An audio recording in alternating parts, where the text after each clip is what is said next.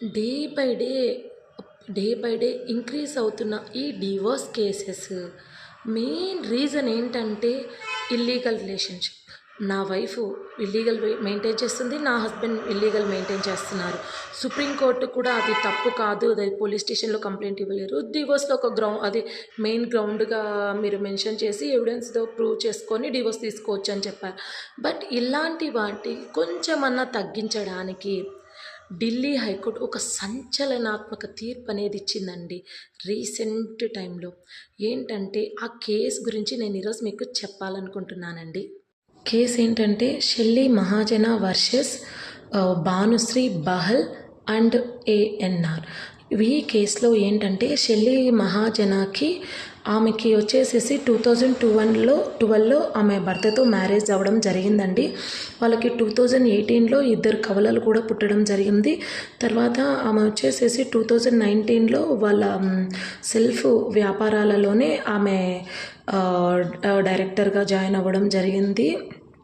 And ఇంకోటి ఏంటంటే వాళ్ళ హస్బెండ్కి వచ్చేసేసి సొంత వ్యాపారాలు చేసుకోవడము ఇష్టం కనుక తను సొంతంగా వ్యాపారాలు అనేది స్టార్ట్ చేయడం జరిగింది. సో తన ఎవరి లైఫ్లలో వాళ్ళు చాలా బాగున్నారండి, చాలా అన్యోన్యంగా ఉన్నారు. బట్ ఏమైందంటే వాళ్ళకి 2021లో ఈ షెల్లీ యొక్క భర్త వ్యాపారంలో వర్క్ చేయడానికి ఈ వెంచర్లో అంటే ఈ షెల్లీ యొక్క భర్త చేసే ఆయన వ్యాపారంలో వెంచర్లో వర్క్ చేయడానికి ఈ భానుశ్రీ బహల్ అనేది జాయిన్ అవ్వడం జరిగిందండి. ఆమెకి జాయిన్ అవ్వడం జరిగింది. ఆమెకు తెలుసు ఆయనకి మ్యారేజ్ అయింది, పిల్లలు ఉన్నారని తెలుసు. బట్ ఏంటంటే ఇంటెన్షన్లీ అంటే ఆమె కావాలనే ఆయనకి దగ్గర అవ్వడం జరిగింది. వాళ్ళిద్దరికి ఆయన నుంచి ఆయన భార్యను ఆమెకి దూరం చేయాలనే ఒక దురుద్దేశంతోనే ఆమె దగ్గర సన్నిహితంగా మెలగడం ఇలా చేయడం జరిగిందండి. సో ఈ షెల్లీకి ఏంటంటే డే బై డే కొంచెం చిన్నగా డౌట్ రావడం జరిగింది. 2023లో ఆమె వచ్చేసేసి వాళ్ళ భర్త యొక్క ల్యాప్టాప్లో ఆమె ఎవిడెన్స్ చూడడం జరిగిందండి. ఏంటంటే ఈ వివాహేతర సంబంధం గురించి ఆమెకి ఆ సంవత్సరంలో బయటపడడం జరిగింది. అండ్ వాళ్ళు వ్యాపార రీత్యా వాళ్ళు బయటికి కూడా వెళ్ళేవారు, ఇద్దరు కలిసి వేరే ఊర్లు వెళ్ళడం జరుగుతూ ఉండేది. బట్ ఏంటంటే ఈ ఎవిడెన్స్తో ఆమెకి 2023లో ఆయన ల్యాప్టాప్లోనే ఆమె యొక్క భర్త యొక్క ల్యాప్టాప్లోనే ఈ వివాహేతర సంబంధం గురించి ఆమెకి ఎవిడెన్స్ అనేది దొరకడం జరిగింది.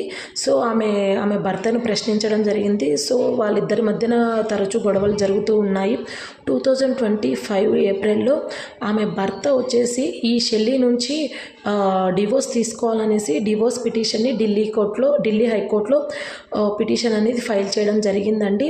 సో అక్కడ షెల్లీ వచ్చేసేసి ఇందులో నా తప్పేంటి అని ఆమె చాలా కృంగిపోయి ఆ టైంలో ఆమె వచ్చేసేసి ఆమెకి ఎలాగైనా న్యాయం జరగాలి అనేసి ఆమెను కావాలని ఈ భానుశ్రీ బహల్ అనే ఆమె కావాలని ఆమె భర్త నుంచి దూరం చేసింది. నా ఎలినేషన్ ఆఫ్ ఎఫెక్షన్, నా భర్త నుంచి దూరం చేసింది అండ్ నా వివాహ సంబంధం నాశనం అవ్వడానికి ఈ థర్డ్ పర్సనే రీజన్ అనేసి ఢిల్లీ హైకోర్టులో ఆమె ఎవిడెన్స్ అనేది ప్రొడ్యూస్ చేయడం జరిగింది. ఢిల్లీ హైకోర్టు కూడా ఇది సివిల్ టార్ట్గా గుర్తించడం జరిగింది. సో ఈ సివిల్ టార్ట్గా గుర్తించి దీన్ని సివిల్ కోర్టులో ఆ షెల్లీకి ఆమె భర్త యొక్క ఇల్లీగల్ రిలేషన్షిప్ అయిన భానుశ్రీ బహల్ నుంచి నష్టపరిహారం కూడా ఇప్పించడం జరిగిందండి.